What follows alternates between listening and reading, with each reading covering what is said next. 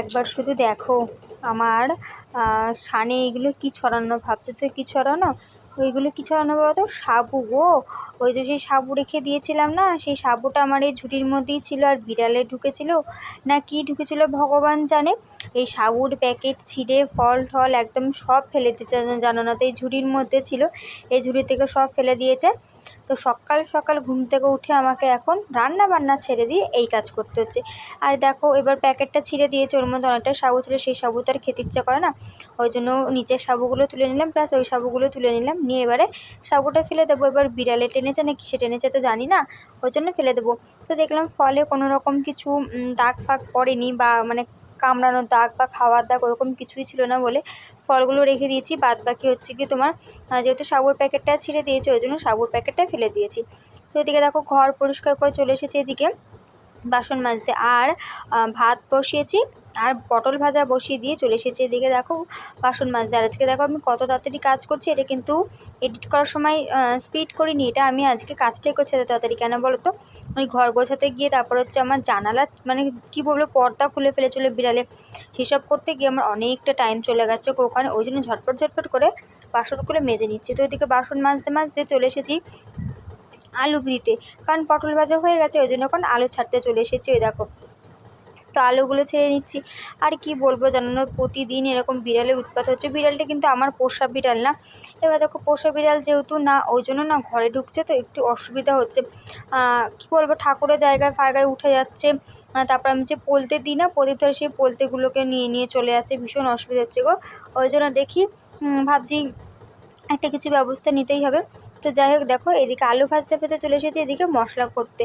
আর এই যে শিলনোড়াটা কিন্তু আমার গ্যাস টেবিলের নিচে থাকে, ওই নিচ থেকে তোলা একটা বিশেষ করে ছোটোখাটো যুদ্ধ, কারণ এতটা ভারী মানে বলার বাইরে গো, প্রচণ্ড ভারী। দেখছো আমার শিলের নড়া তুলতে গিয়ে আমার হাতে শিরা দেখা যাচ্ছে, দেখতে পাচ্ছ কি তোমরা সেটা? আর দেখো জ্বর এসেছিলো না আমার এই কিছুদিন আগে, জ্বরের জন্য আমি একটু বেশি রোগা হয়ে গেছি। এমনিতে তো আমি রোগা, মোটা নই, এখন যেন আরও রোগা হয়ে গেছে, আরও যেন রোগা রোগা লাগছে, তাই না বলো? তো যাই হোক দেখো সারা রাত থাকে বলে এবার টিকটিকি আসলে কিসে না কিসে চাটে তার নাই ঠিক, ওই জন্য ওটাকে ভালো মতন ধুয়ে নিচ্ছি, একদম পরিষ্কার মতন ধুয়ে নিচ্ছি। এবার মশলাটা বেটে নেব। মশলার মধ্যে কিছু নেই, জিরে আদা যা যা থাকে, একটুখানি রসুন দিয়েছি ব্যাস, আর টমেটো দিয়েছি, আর কিছু দিইনি।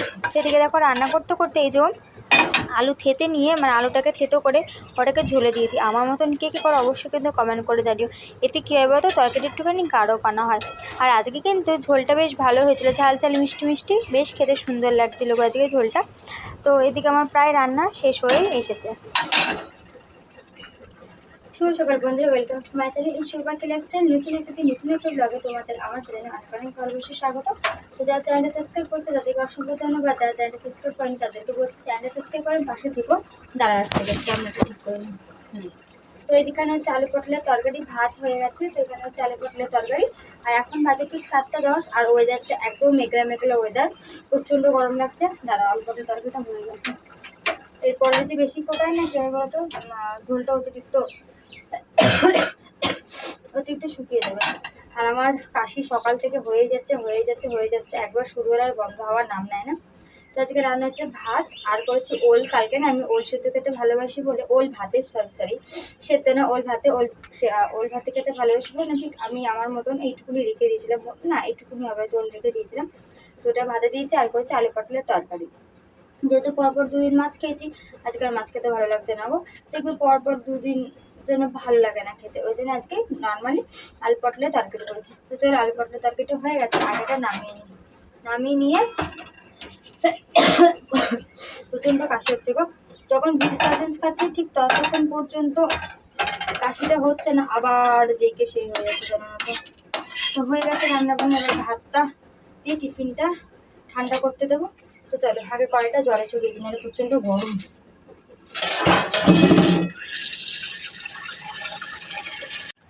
তো দেখো আজকে সকালের টিফিন হচ্ছে আমার এই যে রুটি তেল দিয়ে ভেজে নিয়েছি, পরোটার মতন করেছি, রুটি করে তেল দিয়ে ভেজে পরোটা করছি একটাই। আর এই হচ্ছে একটু আপেল নিয়ে নিয়েছি, এখন না খেলে আপেলগুলো নষ্ট হয়ে যাবে। আপেল আছে, এখনও পেয়ারা আছে, ওই দেখো এখনও নাশপাতি আছে, অনেক কিছু আছে, ওই জন্য সকাল থেকে খাওয়া স্টার্ট করেছি। এবার যদি না খাই, ধরো পরশু দিনে রান্না, যদি না খাই নষ্ট হয়ে যাবে গো, ওই জন্য। আর ওইদিকে নিয়ে নিচ্ছি চানাচুর, যদি খেতে ইচ্ছে করে চানাচুর খেয়ে নেবো। আজকে কিন্তু আমার সকালের টিফিন এটাই। তো চলো আজকে আমার সকালের টিফিনটাকে খেয়ে নিই, আবার পরে দেখা হচ্ছে। সকালের টিফিনটা খেয়ে একটুখানি ড্রেসিং টেবিলটা খুলে দেখলাম একটু নোংরা নোংরা হয়েছে, ওই জন্য দেখো ড্রেসিং টেবিলটা পরিষ্কার করলাম। তো যখন ভাবলাম যে ড্রেসিং টেবিলটা পরিষ্কার করলাম, তাহলে চলো তাহলে শোকেসটা পরিষ্কার করে না যা মানে করে নেওয়া যাক। আর শুধু কেন ড্রেসিং টেবিল পরিষ্কার করবো, তাই দেখো চলে এসেছে এদিকে শোকেসটা সুন্দর করে গুছিয়ে রাখতে। আর এই দেখো ওই যে আগের দিন মেলায় গেছিলাম না, তোমাদের তো এখনো হয়নি কি কানের এনেছি, এই দেখো এই কানেরটা এনেছি। অবশ্যই কিন্তু তোমরা কমেন্ট করে জানিও যে কানেরটা কেমন হয়েছে, বেশি দাম নেয়নি গো, 30 টাকা নিয়েছে। কানেরটা কিন্তু আমার বেশ ভীষণ পছন্দ হয়েছে, তোমরা কিন্তু অবশ্যই কমেন্ট করে জানাতে ভুলো না যে আমার কানেরটা কেমন লাগছে। তো চলো কানেরটা ভালো করে গুছিয়ে রেখে চলে এলাম ওপরটা মানে যেখানটা টিভি রয়েছে সেইখানটা মুছতে। আর দেখো এতটাই উঁচু যে আমাকে পা উঁচু উঁচু করে আমাকে মুছতে হচ্ছে। আর ওইখান থেকে মুছে যে কত ঝুল বেরিয়েছে আর কত ধুলো বেরিয়েছে বলার বাইরে। টিভিটা ভালো করে পরিষ্কার করেছি, এই দেখো দেখেছো না হাত যাচ্ছে না ভেতর দিকে ঢুকে ঢুকে, তাও ভালো করে পরিষ্কার করে নিচ্ছি। তো এপাশ ওপাশ পরিষ্কার করার পর টিভিটাও পরিষ্কার করে নিচ্ছি। টিভিটা যদিও বা চলে না বলতে কী বলতো, লাইন নেওয়া হয়নি গো এখনও, যবে লাইন নেবো তবে অবশ্যই চলবে। তো দেখা যাক কবে লাইন নিই, এবার বললেই তো আর লাইন নেওয়া হয় না, ওটার জন্য অনেক টাকাই লাগবে। তো যাই হোক বাদ দাও সেসব কথা। এদিকে দেখো সাদা শোকেস তো একটু একটু করে মুছতে হয় গো, সপ্তাহে একদিন আমি একটু টাইম বার করে একটু মুছে নেওয়ার চেষ্টা করি। সাদা শোকেস একবার ধুলো পড়ে গেলে না একদম বাজে লাগবে। তো দেখলাম এদিক ওদিক যখন মুছি তখন দেখলাম ড্রেসিং টেবিলে না পেছনটা হালকা হালকা নোংরা নোংরা হয়েছে, হালকা হালকা না অনেকটাই। তো কী করবো, তা ভাবলাম যে চলো সেটাও মুছে নিই। এবার ওটা মুছে দেখছি কাঁচটা নোংরা রয়েছে, তো কাঁচটা ভালো মতন পরিষ্কার করে নিন। এবার কাঁচটা করতে গিয়ে দেখি পেছনে যে আমার থাকগুলো যে সেগুলো তো হালকা হালকা নোংরা, হালকা হালকা না অনেকটা নোংরা পড়েছে, যেহেতু কী বলতো আমার কত প্লাস্টার করা নেই, ওই জন্য ধুলোবালিটা একটু বেশিই পড়ে গো, ওই জন্য একটু তাড়াতাড়ি জন্য আমাকে ঘর দুয়ারগুলো পরিষ্কার করতে হয়। তো ভাবলাম যখন নোংরা হয়েছে তাহলে চলো ওটাও মুছে নেওয়া যাক। ওই ড্রেসিং টেবিল থেকে শুরু করে আজকে কিন্তু আমি সব ঘর একদম ডিপ ক্লিন করে নেবো, ঝুল মূল ঝেড়ে একদম সব কিছু পরিষ্কার করে নেবো। একটা কাজ করতে গিয়ে দেখবে যে না একটা কাজ হয়ে যায়, এরকম কি শুধু আমার সাথে হয় নাকি তোমাদের সাথে একটু জানিও তো। এটা পরিষ্কার করছি তাহলে ওটা কেন বাদ যায়, তাহলে ওটাও পরিষ্কার করি, এই করতে করতে কিন্তু পুরো ঘর পরিষ্কার করা হয়ে যায়। ওই যে বললাম না আজকে ঝুল ঝাড়বো, আর এই দিকে দেখো চলে এসেছি বাঙ্কারের দিকটা ঝুল ছাড়তে। আর আমার বিছানার ওপরটাতেও রয়েছে, কিন্তু ভাবলাম আজকে ঝাড়বো না, যেদিনকে বিছানার চাদরটা তুলবো ঠিক সেদিনকেই ঝেড়ে নেবো একেবারে, তাহলে কী বলতো ঝেড়ে নিয়ে চাদরটা আমি পরিষ্কার করে মানে ধুয়ে দিতে পারবো। কিন্তু কি আর করবো বলে, এখন যে বৃষ্টি শুরু হয়েছে মনে তো হচ্ছে না যে ধুতে পারবো। ইচ্ছা ছিল রবিবার দিন ধোয়ার, এখন দেখা যাক যদি হয় তো অবশ্যই ধোবো। আর দেখো মাথা এটা বেঁধে নিচ্ছি, তার কারণ কী বলতো এই যে সোমবার দিন আমি মাথা ঘষেছি, এবার তো আজকে আর মাথা ঘষবো না, মঙ্গলবার দিনটা শুধু মাঝখানে গেছে, ওই জন্য মাথায় না এই তোয়ালেটা বেঁধে নিচ্ছে যাতে মাথার মধ্যে নোংরাটা না পড়ে। আর এই চোখের অবস্থা নিয়ে ঝুল ঝেড়েছে জানো তো, আমার বলে মনে হয় ঝুল ঝেড়াতে একটুখানি বেশি মনে হয়তো ধুলো পড়েছে আর চোখটা এরকম অবস্থা হয়ে গেছে। তো যাই হোক দেখো এদিকে যে মা চট দিয়েছিল না বস্তায় পাথর ঢোকানোর জন্য, পাথরগুলো রাখার জন্য, তো দেখলাম এটাতে লক্ষ্মী ঠাকুর আঁকা রয়েছে, প্লাস এটা না একটুখানি ফুটেও রয়েছে, তো এটা তো কোনো কাজে করা যাবে না। তাই ভাবলাম আমি যে বাসন রাখি যে ঝুঁইটা, সেই ঝুঁইটা নিচে পেতে দেওয়া যায়, তাহলে এর ওপরে বাসনগুলো রাখবো, অসুবিধা হবে না জানো তো, নলে না কেমন একটা ধুলো ধুলো ধুলো ধুলো লাগে।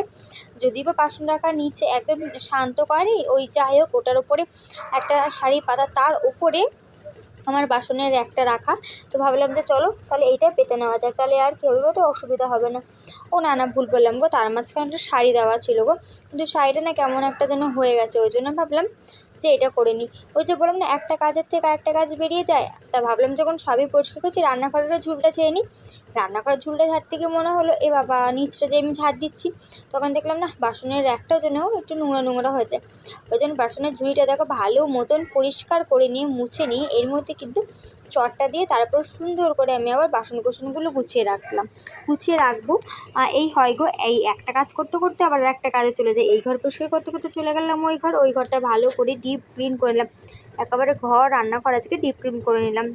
ওই যে সপ্তাহে একটা দিন একটু টাইম বার করে নিজের ঘরটাকে সুন্দর করে গুছিয়ে রাখি, টিনের ঘর থেকে কিছু গুছিয়ে রাখলে পরিষ্কার রাখলে কিন্তু দেখতে সুন্দর লাগে, তাই না বলো। এখন বাজে ঠিক 12:30 আর আমার স্নান হয়ে গেছে, আশা করি দেখে বুঝতেই পারছো। তোমার ঘর ধর সব কিছু ঝাড়লাম আজকে, একটু সময় বার করে একটুখানি ঘর তো সব কিছু ঝেড়ে নিলাম। তো ঝেড়ে নেওয়ার পরে ঘর মুছে নিয়ে একেবারে বেরিয়ে গেছি। আর কয়েকটা পাপোশ কেচে দিয়েছি, দেখবে ওই দেখো রান্নাঘরের ওখানে একটা জামা থাকে আমার বরের, ওই জামাটা, তারপর আমার এই খাটের এই পাশে যে পাশে বসেছি সেই পাশে উঠি যখন তখন আমার একটা নাইটি ছেঁড়া থাকে, তো সেই নাইটিটাও ধুয়ে দিয়েছি, ধুয়ে বলতে কেচে দিয়েছি, অনেকদিন হয়ে গেছে, নোংরা চুলটা এখনও ভেজে দেখো। তো সে যদি এইমাত্র স্নান করলাম, যাই হোক তো সেই নাইটিটা আজকে কেচে দিয়েছি, সব কিছু কেচে দিয়েছি। তো তো কেচে কুচে নিয়ে স্নান টান করে নিয়ে একদম চলে এসেছি ফ্রেশ হয়ে।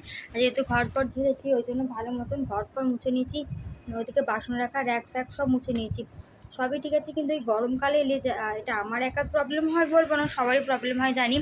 মশলা বাটলেই এই হাত পুরো জ্বলে যায়, দু হাতে জ্বলে যায়। তারপরে মশলা খানা, তারপর তুমি দেখবে বেশি সার্ফ ঘাটবে, কাচাকুচি করবে, প্রচণ্ড পরিমাণে কি বলবো হাত ফাত ঘেমে যায়। দেখো এই ঘেমে বলছি মানে জ্বলে যায়, প্রচণ্ড পরিমাণে জ্বলে যায়। আর অন্ধকার অন্ধকার লাগছে বলে আমার মুখটা অনেকটাই কালো কালো লাগছে। কিন্তু তার থেকেও বড় কথা কি বলো তো, দেখো আমার চোখের নিচে কেমন ডার্ক সাইকেল না সরি ভুল করে বেরিয়ে গেছে, আর নিচটা কালো হয়ে গেছে না, ডার্ক সার্কেল হয়েছে।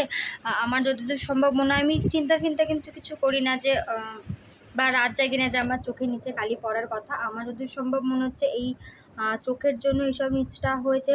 আর জানো না তো দেখতে কেমন বিচ্ছিরি লাগছে, একদম ভালো লাগছে না দেখতে। দেখি ইচ্ছা আছে ডাক্তার দেখাবো।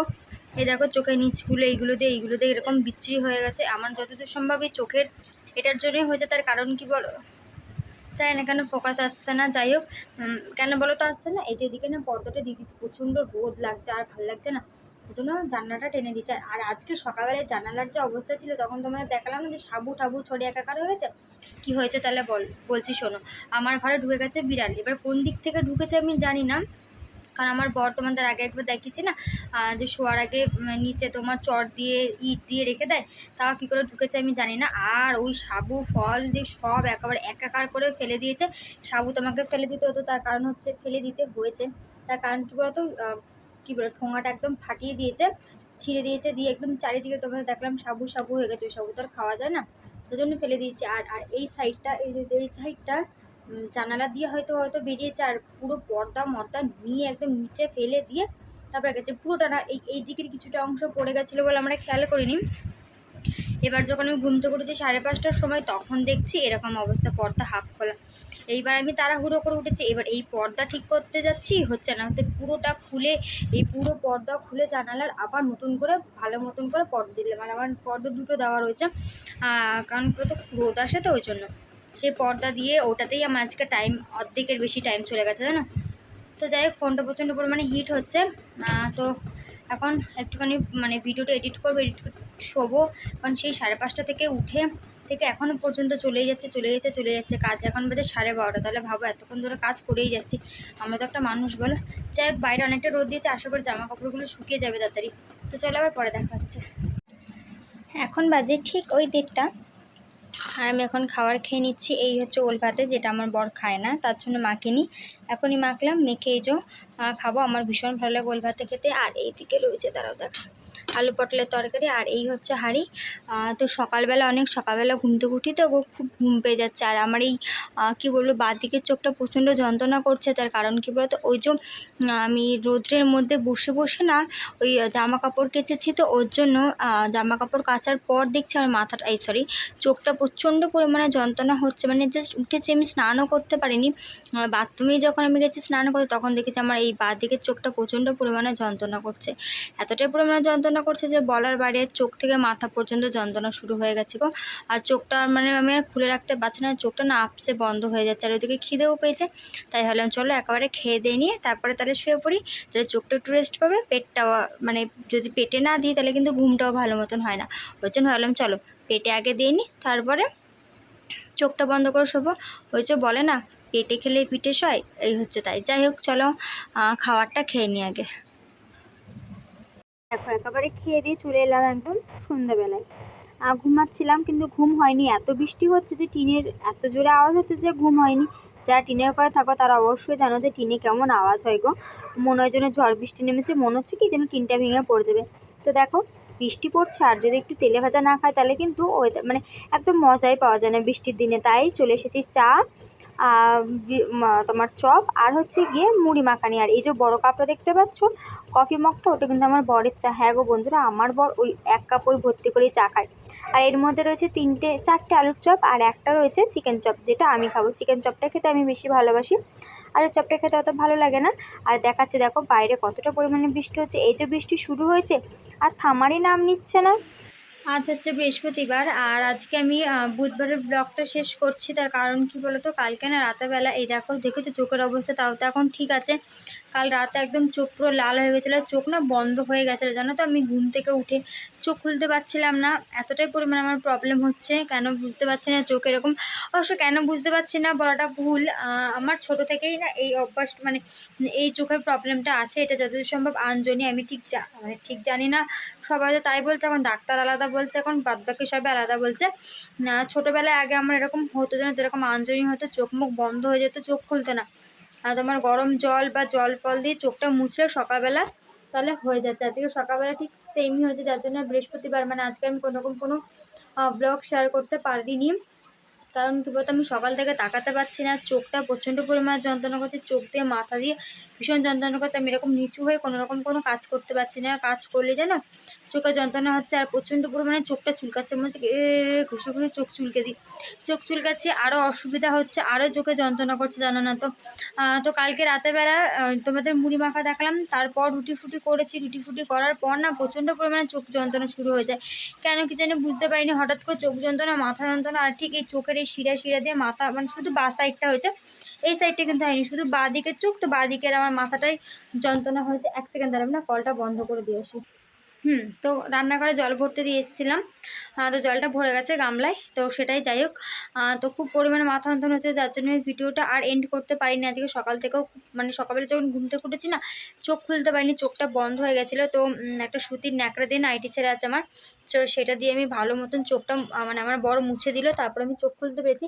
এবার দিয়ে চোখ খুলেছে না, চোখ বিশেষ করে লঙ্কা বাটার মতন জ্বলে যাচ্ছে আমার এই চোখটা, আমি মানে খুলে থাকতে পারছি না, এতটাই জ্বলছে। এবার আমার চোখ বন্ধ করছি, তো ধরো চোখ বন্ধ করছে, যে চোখ খুলছে চোখ জ্বলে যাচ্ছে। এইবার যে চোখটা খোলা রয়েছে, যে চোখটা বন্ধ করতে যাচ্ছি তখনও জ্বলে যাচ্ছে, নয় খোলা রাখতে হচ্ছে নয় বন্ধ রাখতে হচ্ছে। খোলা রাখলে বন্ধ করতে পারছি না, আর বন্ধ হলে চোখ খুলে রাখতে পারছি না, মানে এতটাই পরিমাণে আমার কষ্ট হচ্ছে চোখে নিয়ে, যার জন্য আমি কোনো ব্লগ শেয়ার করতে পারিনি। আর আজ হচ্ছে বৃহস্পতিবার, আর এত বৃষ্টি হচ্ছে দেখো, বোঝাবে না। যাই হোক, অর্ধেক রাতে হয়েছে কিনা আমি ঠিক জানি না, আমি টের পাইনি। কিন্তু যখন সকালবেলা আমি ঘুম থেকে উঠি 5:30 নাগাদ, তখন আমি ওয়েদার দেখে বুঝলাম যে হ্যাঁ বৃষ্টি হবে। তো একটু বৃষ্টি হচ্ছে, তো আমি আমার বরকে বললাম কি টিফিন কি করে দেবো।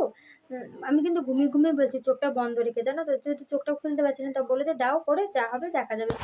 তো চোখ খুলতে পারছিলাম না, তো আমার বর আমার হাতে হাতে অনেক কাজ করে দিয়েছে আজকেও। তো যাই হোক, 7টা থেকে এত বৃষ্টি হয়েছে, এখনও পর্যন্ত বৃষ্টি হচ্ছে, টানা বৃষ্টি হয়ে যাচ্ছে, টানা বৃষ্টি, জানো। আমার এই ঘরের দিয়ে জল ঢুকে যাচ্ছে, দেখো যে জায়গাটা দেখছো নীল কালারের প্যান্ট রয়েছে না, ওই জায়গাটা একদম জল হয়ে যাচ্ছে। আমি মুছে পাখা চালিয়ে রেখে দিলাম যাতে শুকিয়ে যায়। যাই হোক, তো এদিকে দেখো আমার পুজো দেওয়া হয়ে গেছে। আজ বৃহস্পতিবার, দিয়েছে হচ্ছে তোমার গুজিয়া দিয়েছি, আর লোন দিতে আমার বর গেছে, বলছে তোমাকে আর বৃষ্টির মধ্যে ভিজে যেতে হবে না, এরকম চোখের অবস্থা, ওই জন্য। তো যাই হোক বন্ধুরা, আজকের মতন টাটা, কাল ফিরবো নতুন একটা দিন নতুন একটা ব্লগের সাথে। সবাই ভালো থেকো, সুস্থ থেকো।